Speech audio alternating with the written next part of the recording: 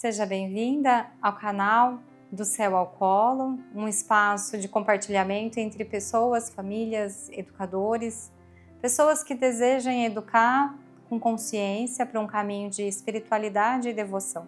A gente vai falar hoje sobre os temperamentos na infância. Então a gente pode dizer que não existe uma pessoa que seja só algo ou outra, mas que ela tenha uma predominância de um temperamento em detrimento de outro.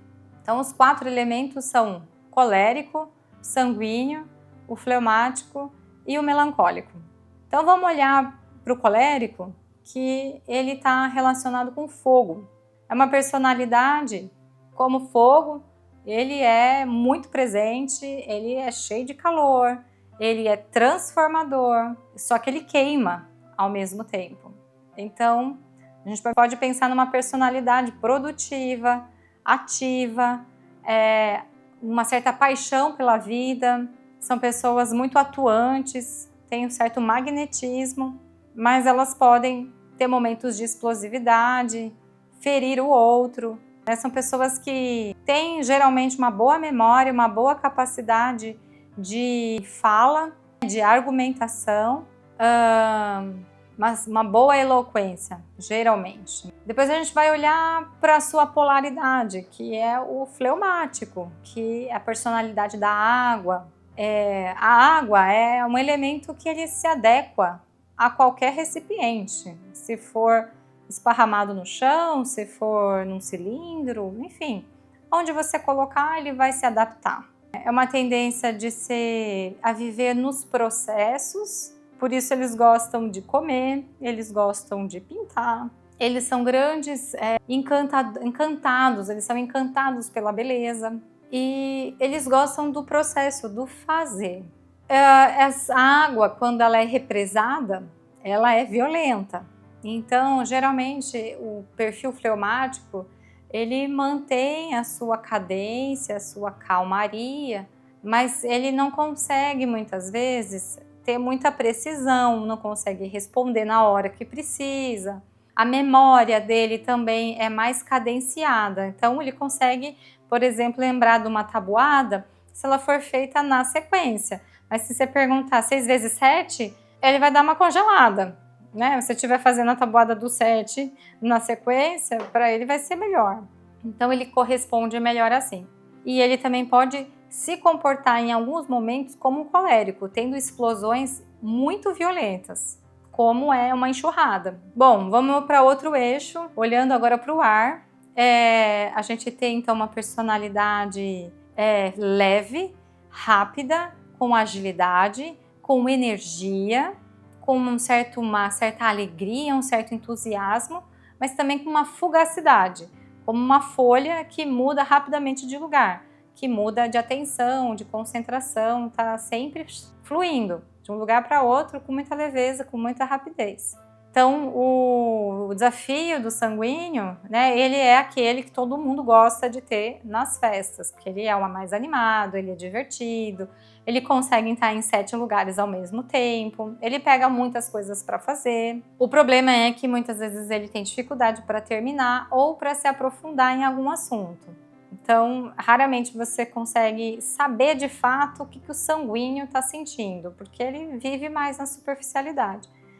A sua polaridade, então, é o melancólico, que, pelo contrário, vive no peso, ele é o elemento terra, ele é aquele tipo que gosta de repetir, sempre igualzinho ele sempre fez. É aquela pessoa que pinta a unha da mesma cor que sempre pintou, que vai se sentar no mesmo restaurante, na mesma mesa, na mesma cadeira e vai pedir o mesmo prato.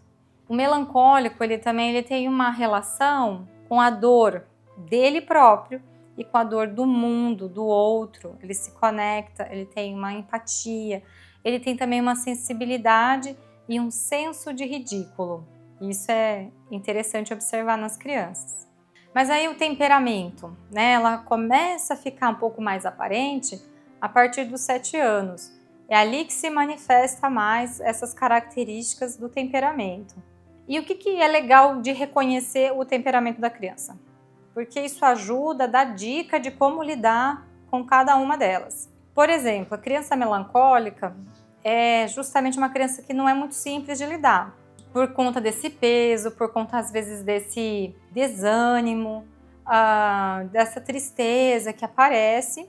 E o que ajuda é fazer com que ela saia desse sofrimento, dela hipervalorizar as dores, é ajudá-la a se conectar com as dores dos outros. Pode parecer paradoxal que você vai falar de um tema doloroso para essa criança, se ela já é assim, mas é justamente a indicação. E funciona. Na prática, funciona. Então, jamais desvalidar o que ela está sentindo. A criança é melancólica. Se você fala assim, vamos parar de drama, sabe, acabou. Você nem queira mais estabelecer relação com ela, porque vai demorar para ela conseguir se abrir de novo. O melhor para você se conectar com ela é contar algo do seu próprio sofrimento, que você passou, bem parecido, e ela vai se abrir, ela vai ter interesse e ela vai sair dessa perspectiva de si mesma para o outro. Então tá sempre a serviço. Então é interessante de ver. Tem um aluninho bem melancólico e ele é o que recebe a turma quando chega de fora, e aquela criança que chora, aquela criança que sente saudade, ele é o primeiro que vai cuidar. Depois ele abandona. Mas esse primeiro contato, quando a criança está em sofrimento, ele é o melhor, sabe? Ele acompanha a criança o dia todo. Depois de algum tempo, quando a criança está bem, ele sente que ali não é mais o papel dele. Mas é muito interessante de observar que geralmente as crianças melancólicas são aquelas que mais acolhem o sofrimento do outro. Então esse é um caminho para ajudar, se a criança está melancólica demais, se está difícil lidar com ela nesses aspectos, é você ajudá-la. Outra coisa que acontece com a criança melancólica é que ela tem um senso de ridículo, então ela se sente muito exposta. Isso é um cuidado também que vale a pena ter. Às vezes não forçar determinadas coisas, porque ela tem uma autopercepção que os outros ainda não têm. Então ela tem primeiro. O colérico. O colérico, a dificuldade de lidar com o colérico são os seus rompantes de raiva, seus rompantes de braveza, né, de ira. Quebra tudo, chuta, destrói o brinquedo, é aquela coisa. Quem tem parente aí que foi colérico na infância, a família sempre tem algo para contar. E chega até a ser chato, porque aquela pessoa parece que ela fica com uma marca. Porque a criança que é quietinha e que ela está vivendo lá suas dores sozinha num canto, isso não marca ninguém. A criança dando chilique marca a família inteira, e depois que essa criança cresce, ela continua sendo reconhecida como a chiliquenta. Acontece, não é legal. Era bom a gente entender que as coisas mudam e a gente ajudar que isso não fique tão cristalizado. Mas qual que é a dica com a criança colérica? É não tratar do assunto da braveza nas explosões de raiva. Toda a atuação, a intervenção que tem que ser feita é entre os períodos de cólera. É quando ela está calma. É nessa hora que você constrói com ela. E é uma criança que geralmente precisa estar em atividade. Se você deixar ela no ócio, vai ser muito prejudicial. Então, dê a ela coisas para que ela construa, para que ela possa carregar peso, para que ela possa fazer força. Voltou do mercado, a sacola mais pesada é da criança colérica. Aliás, criança precisa carregar peso, né? Cadeira, não fica poupando a criança, deixa que ela carregue, deixa que ela faça força. Não é para entregar a sacola de papel higiênico, é para dar a sacola mais pesada. É para dar a cartela de ovo, para ela aprender a ser cuidadosa. Que tem de criança hoje que a gente fala com mão de alface, tá terrível. Porque não pode nada, não pode dar faca, não pode dar tesoura. Pode dar. E meu filho usava prego e martelo de adulto. Não tinha 3 anos, ele já martelava, super cuidadoso. Hoje ele faz as próprias facas e eu tenho a maior tranquilidade, porque ele tem uma habilidade, ele mexe com essas coisas perigosas desde pequeno. Isso não é irresponsabilidade, isso é dar ferramentas para que toda criança um dia vai ser adulto. E a gente está precisando ajudar essas crianças a chegarem mais funcionais. Bom, Então a criança colérica é uma criança boa de lidar com relação a isso, porque eles têm uma valentia, eles têm essa coragem de mexer com coisa perigosa e eles gostam de fazer o tempo todo. Então incentiva, ensina a cozinhar, ensina a mexer com ferramenta. Não fica dando ferramenta de criancinha, dá ferramenta de verdade, pesada. Ensina. Mostra direitinho o que vai acontecer, eles vão ser cautelosos. Se você fizer isso, a criança já tem 9 anos, ela nunca pegou. Aí você vai fazer um caminho, né? Um gradiente. Vai ensinando pouco a pouco. Então a dica para o colérico é essa. Dá muito trabalho, dá peso e não tratar dos assuntos nos momentos coléricos, nos momentos de explosão. Fala com ele depois. E colérico é fácil também porque geralmente eles cumprem regra, eles gostam de ordem. Então, eles são justiceiros também. Então, se você for injusto com ele, aí você perdeu. Então, você precisa manter um acordo e ser justo. A criança fleumática, às vezes a criança fleumática ela é um pouco mais difícil de lidar, porque mobilizar uma criança que ela está muito fleumática não é simples. Se é uma criança equilibrada, enfim, ela tem ali um jeitão mais calmo, gostoso de lidar. A questão é quando essa fleuma ela vai ficando muito evidente e exacerbada. Então fica uma criança quase apática. A apatia é muito mais difícil de lidar do que o oposto dela, né, que é o colérico. Mas essa criança, ela pode ser acessada a partir da beleza. A criança fleumática, ela se mobiliza pelo belo. É difícil mobilizar o fleumático. Mas se você falar para ele, vamos deixar essa mesa bem bonita, pronto, o olhinho começa a brilhar. Aí sim dá vontade, aí quer pegar vasinha, aí quer deixar arrumado.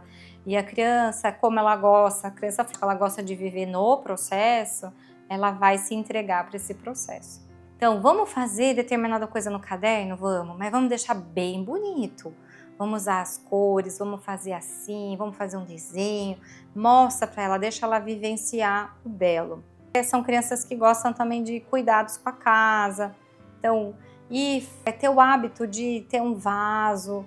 Então, todos esses elementos que envolvem a beleza, elas mobilizam esse fleumático que tende a ser muito pacato. Outra coisa que pode ser feita também é pedidos no meio da manhã, no meio da tarde. Fulano, vai lá pegar tal coisa para mim? Você pode levar isso para outra pessoa? Não deixar ficar sempre parado. Então tem que vencer essa resistência que existe aí. E o fleumático, como ele tem uma dificuldade de precisão, é algo que precisa ser treinado. Porque o temperamento, até certa idade, ele pode ser equilibrado, temperado.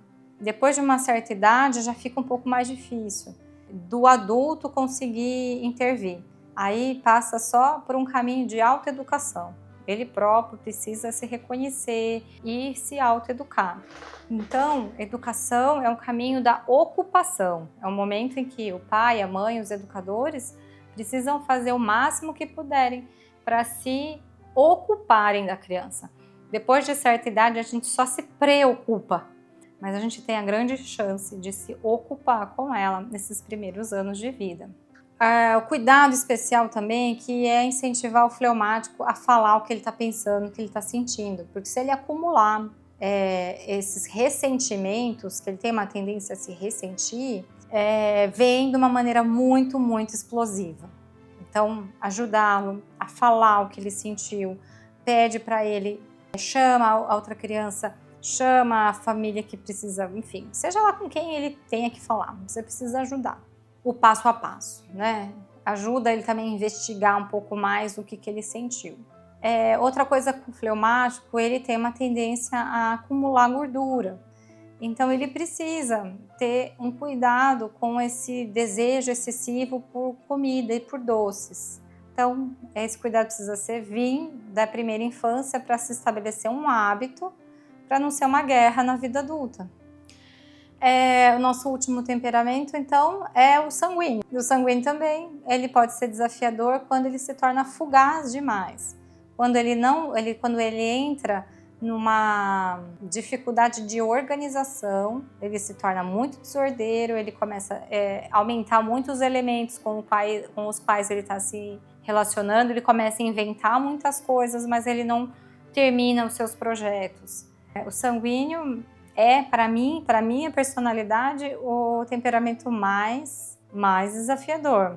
Então, dar balizas para ele, dar parâmetros até onde que ele pode ir, dar esses limites claros. Às vezes esse sanguíneo também se beneficia, ele tem um amor pela autoridade. O sanguíneo é o que mais ama os seus professores. Então, também ele se favorecer dessa relação com quem ele admira, ele tende a admirar. Então isso é um portal de acesso com relação a ele. E ajudá-lo que ele finalize os seus processos, que ele perceba do seu planejamento, enfim. Esse é realmente um desafio muito grande. Fazer com que essa criança sanguínea, ela aproveite todo esse seu potencial da forma mais produtiva. Então, esse foi o tema de hoje. Eu espero que de alguma maneira favoreça vocês na lida com os filhos, que vocês consigam reconhecer cada um deles. Então, se esse assunto foi relevante para você, se você achou que foi interessante, que de alguma maneira possa ter te ajudado, deixa um joinha para mim, indica para alguém, caso você pense que isso possa ser interessante. E eu espero muito que aquilo que vem do céu encontre descanso no seu colo e que esse tema floresça na sua vida. Até o próximo encontro.